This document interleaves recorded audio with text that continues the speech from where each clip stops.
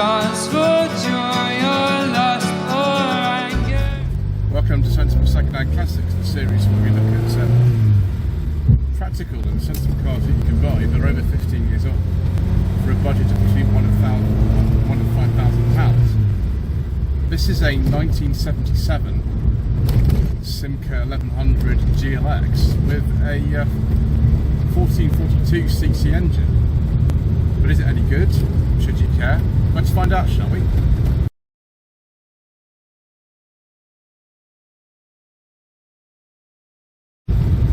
So the Simca 1100 was launched at a time when the Roots Group and Simca had recently been taken over by Chrysler and formed part of Chrysler Europe. Actually, Chrysler signed off for design in 1964 and the car was introduced in 1967 with an 1100cc engine developing either 53 or 56 horsepower. Quite revolutionary at the time. This was a car with an end-on gearbox, front-wheel drive, all independent suspension. Yep, sorry about that gear change. All independent suspension. Way how it described to me anyway. And a relatively modern engine for the time. The engine was some Simca engine, this one, and it was introduced in the Simca 1000 in 1961. This is actually sort of a large version of that. The Simca 1000 did get this engine that was in this car, but they weren't renamed the Simca 1100 for obvious reasons. Nor was the car renamed the 1000 when the 944cc engine from the Simca 1000 was fitted to it, which developed about 45 horsepower. Later on, the engines did get a bit more power. You could get a 59 brake horsepower engine in the Simca 1204, which was sold in this country and also in America. You can also get the 1.3 to 1294cc engine with 62, 75, or in the case of the 1100 Ti, 82 horsepower. This car's actually got even more than that, and it's badged as a Ti, but it's not. It's a sort of recreation of the Spanish model of this, which did have a 1442cc engine. I think about 90 horsepower in that. This has got a little bit more, although it's a bit down on compression. It's not running the best today, and this gearbox is a bit. I don't know. I think the word I would term to use for it is recalcitrant. I think is the word I'd use for this gearbox.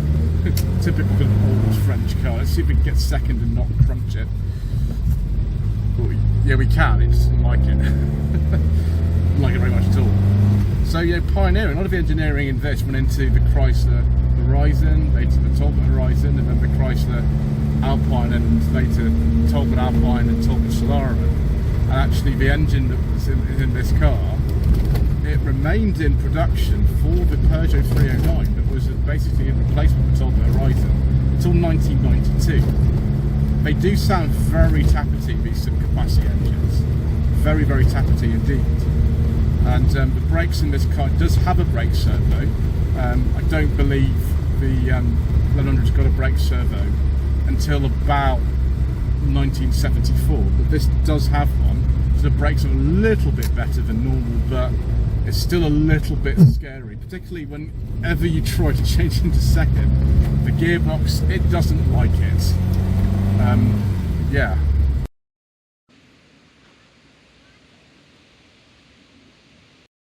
So this is a 1977 car. It does have some differences over the earlier ones. The principal one is actually the door handles, which are off the Chrysler Alpine at the time. They sold these in this country in not massive numbers, but they were around. You could buy them, obviously, at the same time as you could anything from the Roots Group. At the time, you know, all the models by then had been rebadged as Chryslers, and of course Chrysler had a majority stake in Simca from about 1963 onwards, and this was developed under Chrysler. They gave their go-ahead for the car in 1964, and it was launched in 1967. So very advanced for back then. Obviously this is 10 years later this car was made, registered in August 77 I think it was. So by then, end-on gearboxes, front-wheel drive. I think this actually has all the independent suspension as well, this car.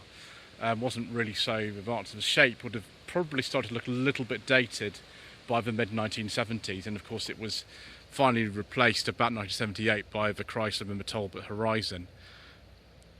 So the alloy wheels on this car are actually for Lancia Dedra, because they are a direct fit, which is bizarre, isn't it, to think about that.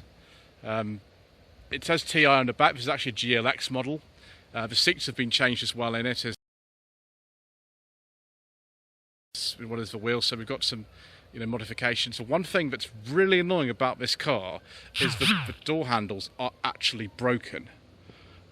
They're actually broken in the back. You cannot open the rear doors, which is rubbish. It's both sides. Front are fine, the rears are not. And the older door handles on these cars are better than these. These don't work. So we won't be going in the back view. As we open the boot though, this is actually a GLX rather than a TI. That's badge has been put on. And my struts actually work. They're not hydraulic struts in this. This is actually a Peugeot 205 GTI parcel shop. It's been cut up, but it fits exactly in there, which is good. As you can see, we've got a demonstration of just how versatile these cars are. If you didn't think this is enough for you, you could actually get, if you wanted to, an estate version. You get a 3 and a 5-door estate, plus a van version, VF1, VF2, VF3, and a pickup. You get all those ones. So yeah, it's amazing to see one anywhere. I mean, they're so rare, these cars. I think there's about 20 of these on the road in this country. It could even be fewer than that. I don't think they ever badged as Talbots in this country. It might have been. They were badged as Talbots towards the end of French production, which was about 1980. Production finished in Spain about 1982, and then the van and pickups continued, made by Early until 1985. So a very, very long-lived design, almost 20 years. They made over 2 million 1100 based cars, which is crazy. So yeah, that's the main thing. It's the hatchback. It's amazing that in some ways that they thought they could get away with building both the 1000 and the 1100, but they did, and they both had very long production runs. So if we get in, the seats have been changed in here. I'm afraid we can't go in the back. We can poke the camera over there, but we can't actually climb in. This door I don't think has a check strap on it, so I'm going to be a little bit careful. I don't get my foot sliced off. There we go, it just closed itself. There we are. Also the speedo, it's not actually even the cable that's broken, it's the electronics behind it. So we've got a GPS speedo on there, but it's very accurate. Actually, it started going off at me and I went over 30 miles an hour, so I should have admitted that, viewers. Whoops. Anyway, we've got a long wave radio in here by Motorola. Heating and ventilation are kind of in more conventional places than, say, the Simca 1000. A glove box is actually up here, and it works. But I'm not sure my secret mission documents are going in there. So it's very sort of flimsy plastic. Obviously, it's a French car from the 70s, so that's not a surprise particularly.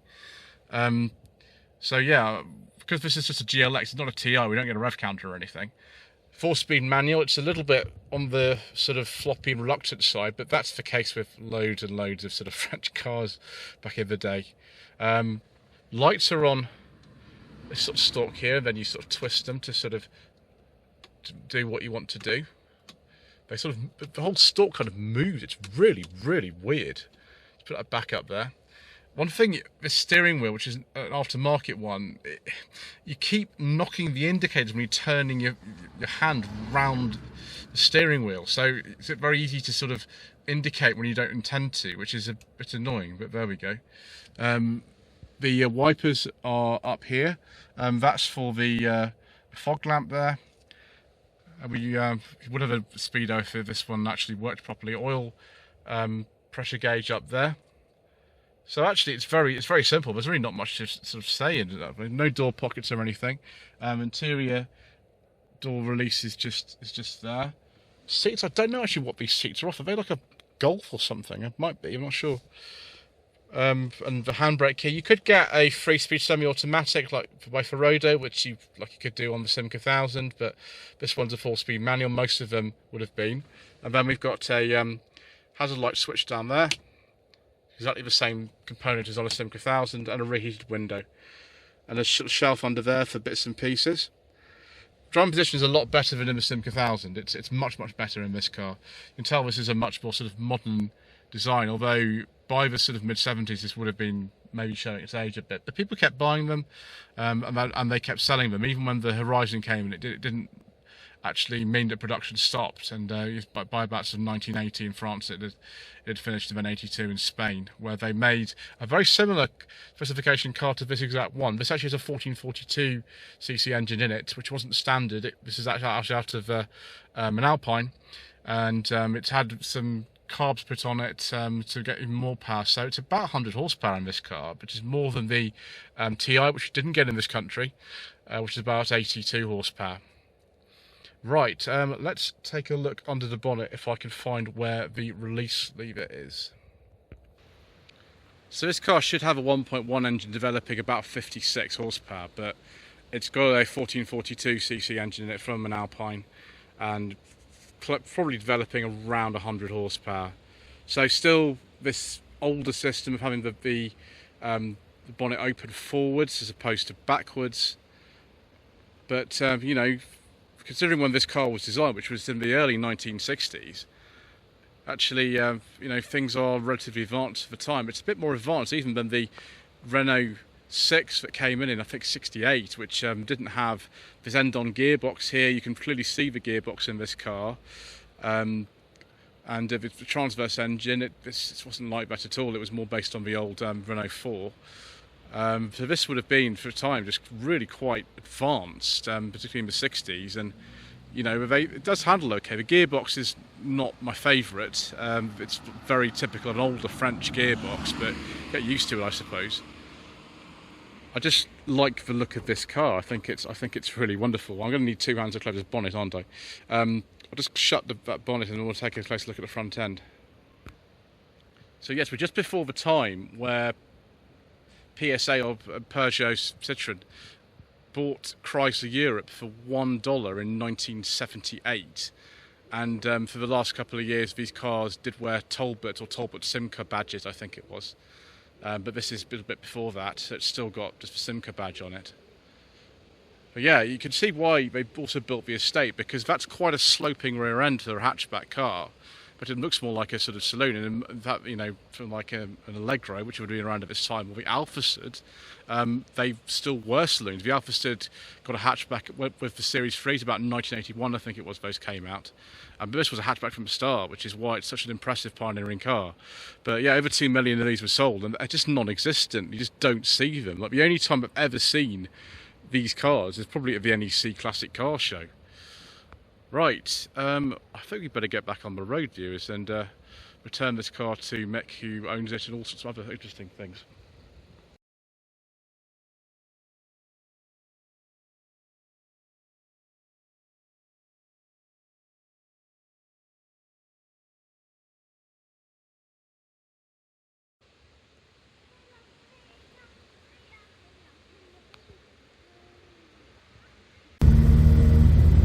So we're into second without crunching it.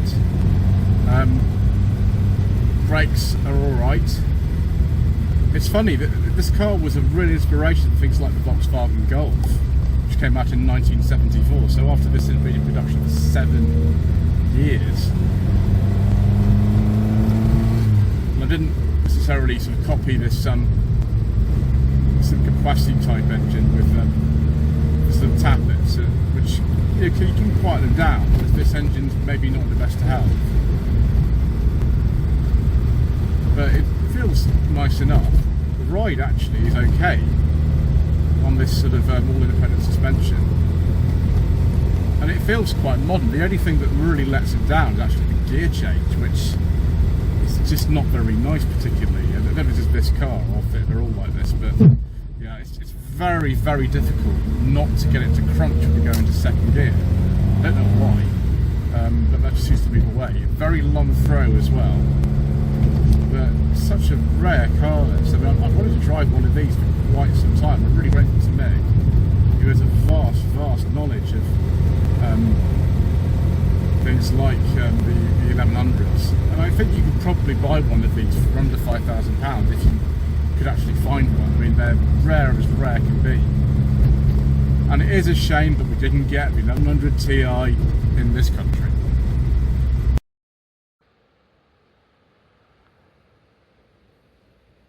So viewers, you could get an LS, a GL, a GLS, a GLX like this one, the Special, or the TI in terms of the 1100s. They weren't just called 1100s though, they were called the 1200, 1204, the Talbot 1100, the Dodge 1100, the Talbot 1200 and the Simca 1300 depending on where you were in the world. So very, very confusing. You get a 3-door, you get a 5-door like this, you get an estate, a 3 or 5-door, the pickup and then the van. The van was badged in this country as the fourgonnette or VF1, VF2, VF3. The VF3s were the taller ones, the VF1s were the kind of lesser height ones. Also, this car was the basis for the Matra Talbot Rancho, or Talbot Matra Rancho. I never know which way around it is. It's called the Talbot Rancho.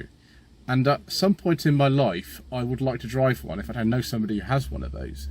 It's just he's taking some time to get it ready because there's a lot of work to do on it. But hopefully one day we will have a go in the Rancho, which will be the sort of ultimate culmination of this Simca experience that I'm actually having today.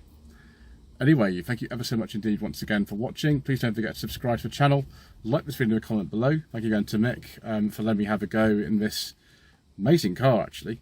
And we will see you again very soon for some more reasonably priced nostalgic motoring.